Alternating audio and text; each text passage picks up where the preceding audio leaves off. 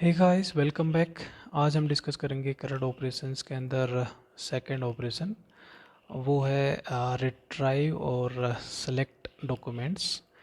तो गाइस इसमें हम कवर करेंगे कि कैसे हम मोंगोडीबी कलेक्शन के अंदर से हम पर्टिकुलर डॉक्यूमेंट को हम फाइंड कर सकते हैं, सर्च कर सकते हैं, या फिर सारे डॉक्यूमेंट्स मुझे देखना है तो हम क्या करेंगे, और कोई कंडीशन के बेसिस पे अगर कोई हमें डॉक्यूमेंट देखना तो हम क्या करेंगे। तो गाइज ये सब हम कवर करेंगे, ये सब टॉपिक्स इस के अंदर।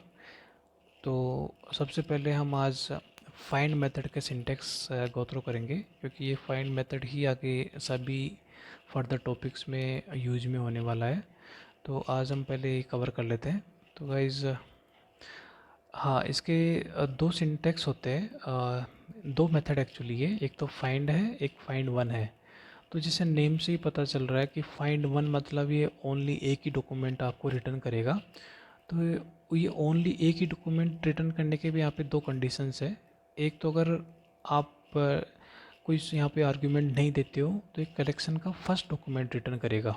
और अगर आपने यहाँ पे कुछ आर्ग्यूमेंट दिया और उस आर्ग्यूमेंट में अगर कोई कंडीशन है, जैसे एग्जांपल है कि डिपार्टमेंट आईडी 10, तो डिपार्टमेंट आईडी 10 का जो भी डॉक्यूमेंट्स होंगे उसमें से फर्स्ट डॉक्यूमेंट रिटर्न करके देगा।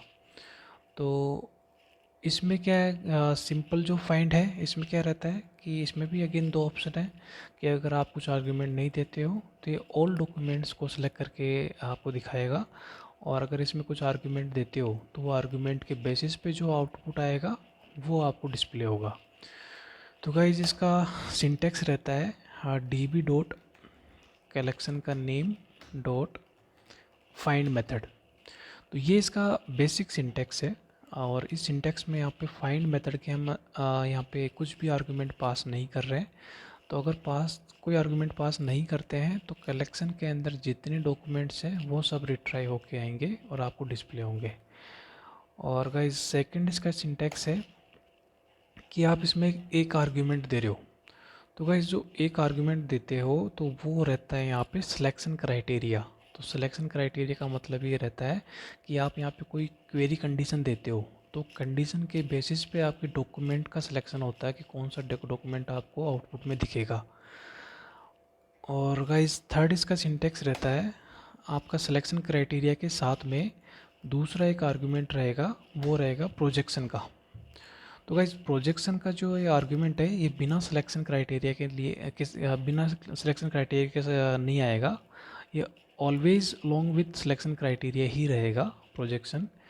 ये सिलेक्शन क्राइटेरिया आपका इंडिविजुअल आ सकता है बिना प्रोजेक्शन क्राइटेरिया के, बट प्रोजेक्शन वाला जो ये आर्गुमेंट है वो बिना सिलेक्शन के नहीं आएगा। तो गाइज ये इसका सिंटेक्सिस है। तो यहाँ पे सिलेक्शन है और एक ये प्रोजेक्शन है। तो गाइज़ आपको पता रहेगा कि सिलेक्शन और प्रोजेक्शन क्या रहता है। तो अभी एग्जांपल है,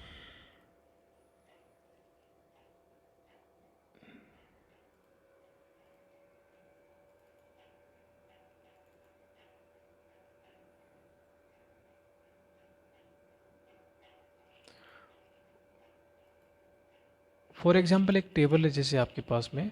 तो टेबल मीन्स लाइक कलेक्शन है आपके पास में, और अगर आपको कोई पर्टिकुलर रिकॉर्ड आपको सेलेक्ट करना है, जैसे फॉर एग्जांपल है कि डिपार्टमेंट आईडी 10 के रिकॉर्ड्स मुझे रिट्राइव करके दो। तो गाइज़ ये जो हम पर्टिकुलर डॉक्यूमेंट के ऊपर एक रेस्ट्रिक्शन लगाते हैं तो वहाँ पे वो होता है सिलेक्शन क्राइटेरिया। मीन्स आपको कितने आपके डॉक्यूमेंट सेलेक्ट करना है, वन करना है या फिर ऑल करना है। जो भी आप कंडीशन देते हो उसके बेसिस पे वो डॉक्यूमेंट्स का सिलेक्शन होता है कि कौन से डॉक्यूमेंट्स आपके आउटपुट में आएंगे। और गाइस प्रोजेक्शन का मतलब यहाँ पे रहता है कॉलम से रिलेटेड रहता है कि अगर आपको आउटपुट में फॉर एग्जांपल आपको सिर्फ दो ही कॉलम चाहिए या दो ही फील्ड चाहिए, तो ये होता है प्रोजेक्शन का पार्ट, कि जिसमें आप ये शो करते हो या फिर ये वहाँ पे कंडीशन लगाते हो कि आउटपुट में कौन सा कॉलम इंक्लूड होना चाहिए और कौन सा कॉलम इंक्लूड नहीं होना चाहिए। तो गाइस ये था सिलेक्शन एंड प्रोजेक्शन। और ये सेम सिंटेक्स अप्लाई होता है फाइंड वन के लिए भी। तो फाइंड वन के लिए ओनली यहाँ पे फाइंड की जगह पे फाइंड वन आएगा। तो गाइज इसमें यहाँ पे अगर हम कुछ आर्ग्यूमेंट नहीं देते हैं तो यहाँ पे ऑलवेज कलेक्शन का फर्स्ट डॉक्यूमेंट रिटर्न होगा। और सेकंड सिंटेक्स में क्या रहेगा, यहाँ पे कोई सिलेक्शन क्राइटेरिया जो आप दे रहे हो, कंडीशन दे रहे हो, उसके बेसिस पे जो आउटपुट में जो डॉक्यूमेंट्स आएंगे उसमें से फर्स्ट डॉक्यूमेंट आपको रिटर्न होगा।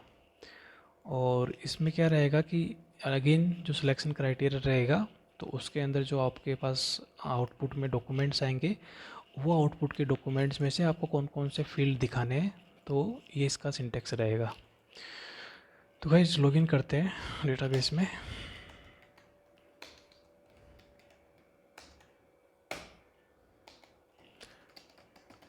रमेश डीबी में लॉगिन करता हूँ। मेरे पास में है एक ईएमपी कलेक्शन है। यस, ओके गाइज, मैंने फाइंड वन मेथड एग्जीक्यूट किया ईएमपी कलेक्शन के लिए। तो यहाँ पे मैंने कुछ भी आर्गुमेंट नहीं दिया, तो ऑलवेज वो ऑल डॉक्यूमेंट्स मेरे को शो करेगा। तो गाइज यहाँ पे कुछ दिख रहा है, टाइप इट फॉर मोर, तो मैंने टाइप किया इट। तो गाइज ये यहाँ पे रहता है कि बैच साइज रहती है कि अगर आप फाइंड मेथड में आप एग्जीक्यूट कर रहे हो तो हो सकता है कि आपके कलेक्शन के अंदर बहुत सारे डॉक्यूमेंट हो, तो सारे डॉक्यूमेंट आपको यहाँ पे क्लाइंट स्क्रीन पे नहीं दिखते हैं, सेल पे नहीं दिखेंगे। तो ओनली उतने दिखेंगे जितना एक यहाँ पे एक बैच साइज होती है, तो वो जितना सेट हो रखी है उतने ही आपको दिखेंगे। तो बाय डिफ़ॉल्ट 20 होती है बैच साइज़, कि जो आपके पास आउटपुट में डॉक्यूमेंट्स आएंगे वो ओनली 20 शो होंगे। और जब आप यहाँ पे इट एग्जीक्यूट करोगे देन आपको फिर नेक्स्ट 20 दिखेंगे। तो अभी मेरे पास में अराउंड 22 डॉक्यूमेंट्स है ये ईएमपी कलेक्शन के अंदर। तो गाइज ये था सिंपल फाइंड मेथड। और अभी मैं सिलेक्शन कुछ क्राइटेरिया देता हूँ। तो फॉर एग्जांपल है db.emp.find के अंदर मैं यहाँ पे सिलेक्शन क्राइटेरिया दे रहा हूँ। और सिलेक्शन क्राइटेरिया फॉर एग्जांपल है dpt10। तो इसका मतलब यहाँ पे ये है डिपार्टमेंट आईडी जिनका 10 है वो मुझे रिट्राइव करके लाना है। तो गाइज आप देखोगे तो यहाँ पे डिपार्टमेंट आईडी जो 10 है वही डॉक्यूमेंट्स आउटपुट में आ रहे हैं ओनली। तो इसका मतलब क्या रहता है गाइज, यहाँ पे आपने सिलेक्शन क्राइटेरिया दिया तो ये एक तरह से कंडीशन है कि जो डॉक्यूमेंट ये कंडीशन के ऊपर यहाँ पे, या फिर ये कंडीशन जिन डॉक्यूमेंट के लिए एलिजिबल होगी वो डॉक्यूमेंट आउटपुट में इंक्लूड होगा और बाकी के आउटपुट में इंक्लूड नहीं होंगे। तो गाइज ये जो सिलेक्शन क्राइटेरिया है ये भी हम एज ए डॉक्यूमेंट ही देते हैं।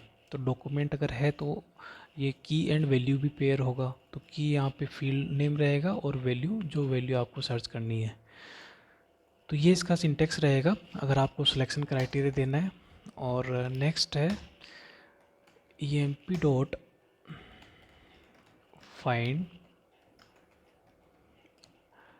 अगेन मेरे पास में यही है कि डिपार्टमेंट 10 वाले रिकॉर्ड मुझे सर्च करना है।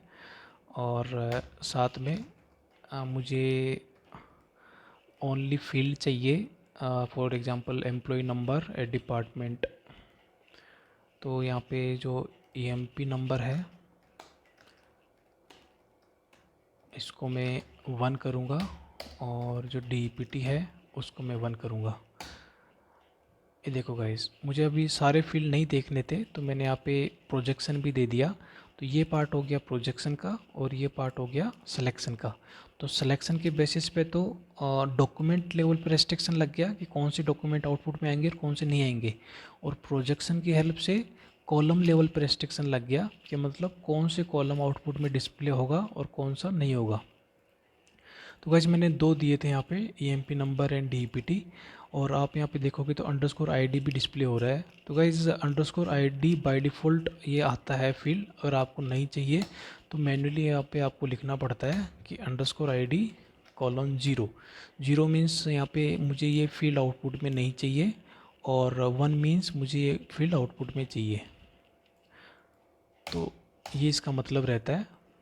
तो ये देखो गाइज, तो गाइज ये जो प्रोजेक्शन है ये हम डिटेल में कवर करेंगे। हमारे पास में एक सेपरेट टॉपिक है प्रोजेक्शन का, तो यहाँ पे हम कवर करेंगे। और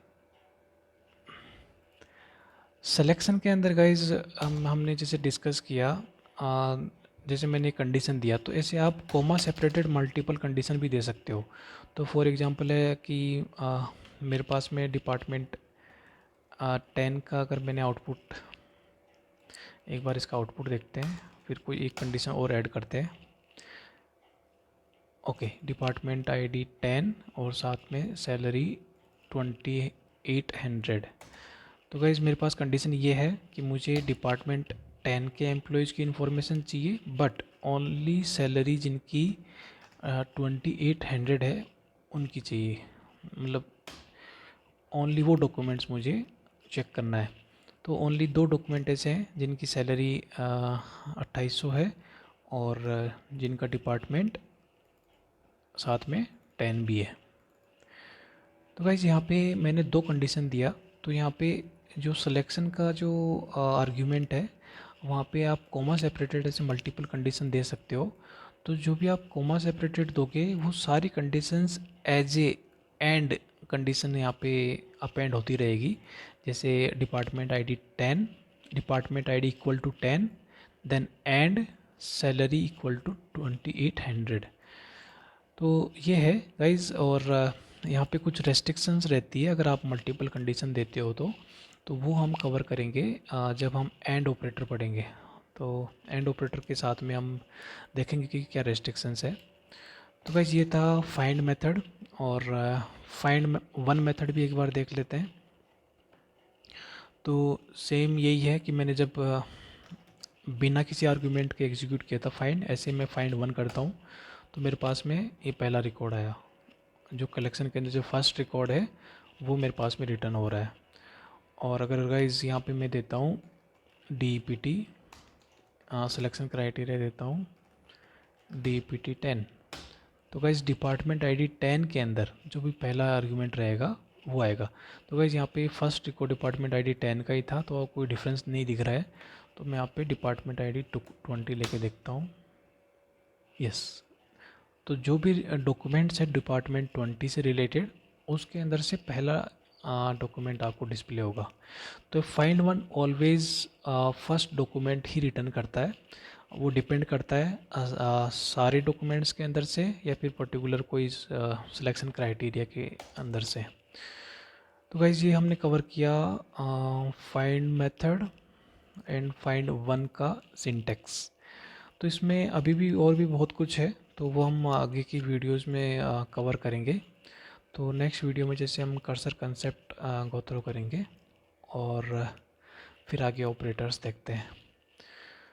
तो गाइज़ इस वीडियो में इतना ही है, एंड अगले वीडियो में फिर देखते हैं आगे।